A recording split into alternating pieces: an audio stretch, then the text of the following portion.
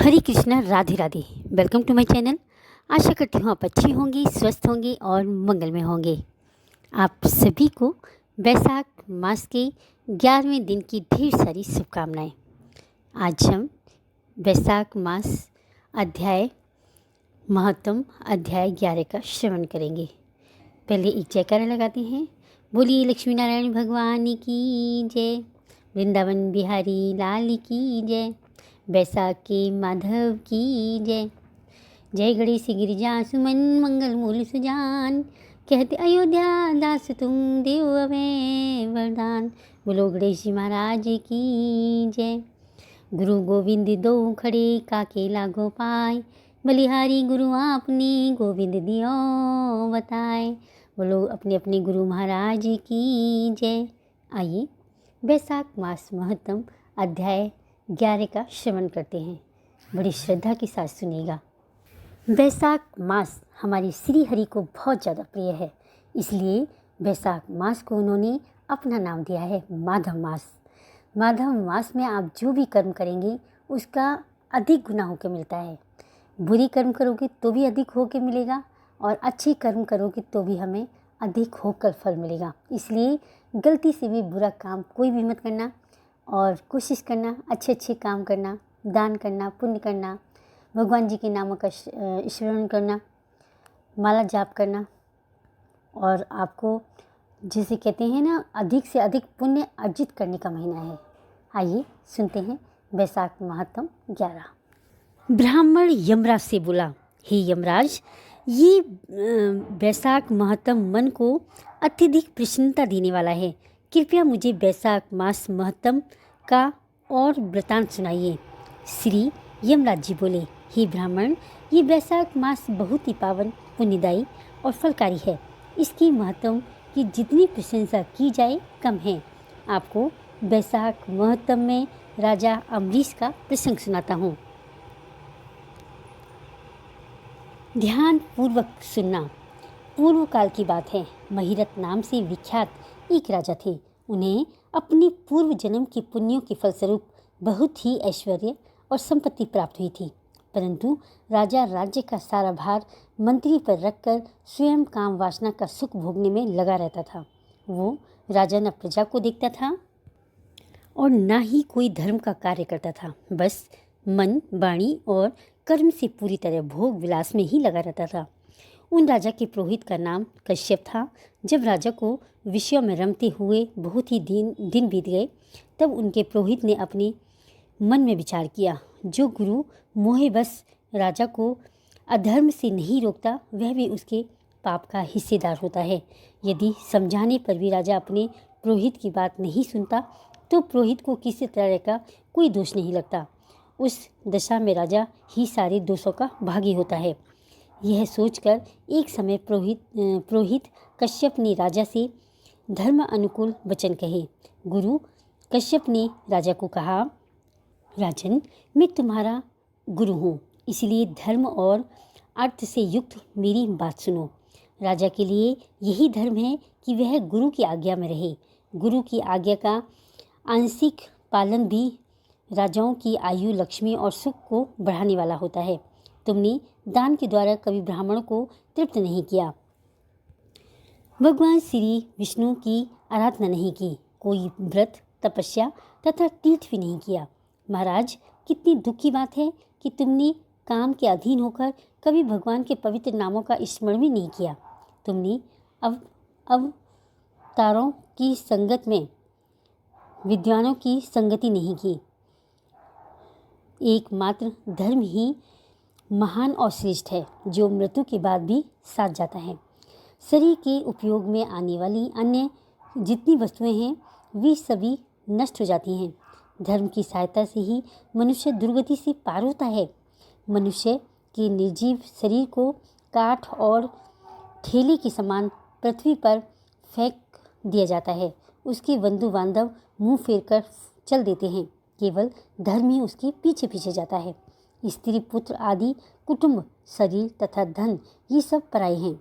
आज तुम्हारे हैं, कल किसी और के होंगे, पर सिर्फ अपने द्वारा किए हुए पुण्य और पाप तुम्हारे हैं। जब एक दिन सब कुछ छोड़कर तुम्हें व्यवस्था पूर्वक जाना ही है तो तुम अनर्थ में फंसकर अपने धर्म का पालन क्यों नहीं करते? मरने के बाद उस दुर्गम पथ पर अकेले कैसे जा सकोगे? यहाँ से प्रस्थान करने के बाद तुम्हारे पीछे कुछ भी नहीं जाएगा, केवल पाप और पुण्य तुम्हारे जाते समय तुम्हारे पीछे पीछे जाएंगे। इसलिए तुम आलस छोड़कर वेदों तथा स्मृतियों में बताए हुए और कुल के अनुरूप हितकारक कर्मों का पालन करो। शास्त्रों में बताए हुए सदाचार का सेवन करो। धन और काम भी यदि धर्म से रहित हो तो उनका परित्याग कर देना चाहिए। व्यसन यानी बुरी आदत और मृत्यु, इनमें बुरी आदत को ही कष्टदायक बताया गया है। बुरी आदत में पड़ी हुई राजा की दुर्दशा होती है, इसलिए बुरी आदत से दूर रहता है, वह स्वर्गलोक में जाता है। पापों में फंस जाने पर वैभव एवं भोग स्थिर नहीं रहते, वे शीघ्र ही नष्ट हो जाते हैं। यदि मनुष्य मोह में पड़ जाए, स्वयं विचार करने में असमर्थ हो जाए, तो उसे विद्वान के पास जाकर प्रश्न करना चाहिए। वे पूछने पर यथोचित कर्तव्य का उपदेश देते हैं। उनकी इच्छा रखने वाले को हर उपाय से काम और क्रोध के वश में करना चाहिए, क्योंकि वे दोनों मनुष्य कभी कल्याण नहीं होने देते। राजन, काम बड़ा बलवान है, वह शरीर के भीतर रहने वाला महान शत्रु है। अपने कल्याण की अभिलाषा रखने वाले पुरुष को उसके अधीन नहीं होना चाहिए। अतः विधि पूर्वक पालन किया हुआ धर्म ही सबसे श्रेष्ठ है। इसलिए तुम धैर्य धारण करके धर्म का ही आचरण करो। यह श्वास बड़ा ही चंचल है, जीवन उसी के अधीन है। ऐसी स्थिति में ही कौन मनुष्य धर्म के आचरण में विलंब करेगा? राजन, जो वृद्ध अवस्था को प्राप्त हो चुका है, उसका चित्त भी उन विषयों की ओर से नहीं हटता। ये कितने सुख की बात है। राजन, तुम्हारे लिए सर्वोत्तम हित की बात करता हूँ, क्योंकि मैं तुम्हारा पुरोहित और तुम्हारे भले बुरे कर्मों का भागी हूँ। मुनियों ने ब्रह्म हत्या, सुरापान, चोरी, गुरु पत्नी गमन आदि महापातक बताए हैं। इनमें से मनुष्य द्वारा मन, वाणी और शरीर से भी किए हुए पाप हैं। उन्हें वैशाख मास घोर पापों का परित्याग करके परम धाम को प्राप्त होता है। इसीलिए महाराज, तुम भी इस वैशाख मास में प्रातः स्नान करके विधि पूर्वक भगवान मधुसूदन की पूजा करो। जिस प्रकार टूटने छांटने की क्रिया से चावल की भूसी छूट जाती है, मांजने से तावे की कालिक मिट जाती है, उसी प्रकार शुभ कर्म का अनुष्ठान करने से पुरुष के अंतकरण का मैल धुल जाता है। राजा ने कहा, गुरुदेव, आपने मुझे धर्म की बात बताकर अपनी वाणी से अमृत पिलाया है। ये अमृत सिर्फ आप जैसे गुरुजनों के श्री मुख से ही मिलता है। आपके वचन इस संसार रूपी रोग और दुर्जनों से मुक्त होने वाली औषधि है। हे गुरुदेव, सतगुरु, हे गुरुदेव, आप मुझे वैशाख मास की विधि बताएं। ये सुनकर गुरु कश्यप जी बोले, राजन, बुद्धिमान पुरुष को चाहिए कि बिना पूछे अथवा अन्यायपूर्वक पूछने पर किसी को उपदेश न दे। लोक में जानती हो भी जड़वत अनजान की भांति आचरण करे, परंतु विद्वानों, पुत्रों तथा श्रद्धालु पुरुषों को उसके हित की बात कृपया पूर्वक बिना पूछे ही बता देनी चाहिए। राजन, इस समय तुम्हारा मन धर्म में स्थिर हुआ है, अतः तुम्हें वैशाख स्नान के उत्तम व्रत का पालन कराऊंगा। तदंतर पुरोहित कश्यप ने राजा महिरथ से वैशाख मास में स्नान, दान, पूजन कराया। शास्त्र में वैशाख स्नान की जैसी विधि उन्होंने देखी थी, उसका पूरा पालन कराया। राजा महिरथ ने भी गुरु की प्रेरणा से उस समय विधि पूर्वक सब नियमों का पालन किया तथा माधव मास का जो विधान उन्होंने बताया वह सब आदर पूर्वक सुना। उन नृपश्रेष्ठ ने प्रातःकाल स्नान करके भक्ति भाव के साथ अर्घ्य देकर विधि विधान से पूजन करवाया और नैवेद्य भोग लगाया। वैशाख मास महत्तम अध्याय 11 संपूर्णम।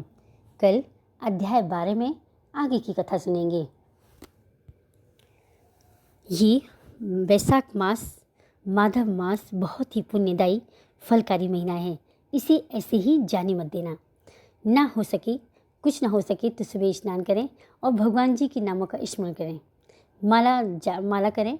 जो अपने गुरु दीक्षा ले रखी है उस मंत्र का भी आप जाप कर सकते हैं, या आप महामंत्र का जाप करें। हरे कृष्ण कृष्ण कृष्ण हरे हरे, हरे राम राम राम हरे हरे। सहस्त्र नाम का पाठ भी कर सकते हैं। सहस्त्र नाम बहुत बड़ा है, इसलिए हमें टाइम ना हो तो आप सहस्त्र नाम के तुल्य ये मंत्र आप जाप कर सकते हैं। श्री राम रामेति रामेति रमे रामे मनोरमे, सहस्त्र नाम तत्तुल्यम राम नाम वरानने। कहते हैं बोले शंकर जी ने माता पार्वती को यह मंत्र बताया था। आप रोज़ इसकी माला भी कर सकते हैं, तो आपको विष्णु सहस्त्र नाम का फल प्राप्त होगा। और एक और मंत्र है, बहुत ही ज़्यादा फलकारी है। आप ये ना कर सको तो आप ये वाला मंत्र का जाप करिए। ओम कृष्णाय वासुदेवाय हरिये परमात्मने प्रणतः क्लेशनाशाय गोविंदाय नमो नमः, गोविंदाय नमो नमः। आप ये भी मंत्र का जाप कर सकते हो। देखिए आपको बहुत ज़्यादा पुण्य अर्जित होगा और भगवान जी की भक्ति कृपा प्राप्त होगी। तो मिलते हैं नेक्स्ट वीडियो में। तब तक के लिए मस्त रहें, स्वस्थ रहें, अपनी फैमिली के साथ एंजॉय करें और मेरी वीडियोस देखते रहें। हरे कृष्णा, राधे राधे।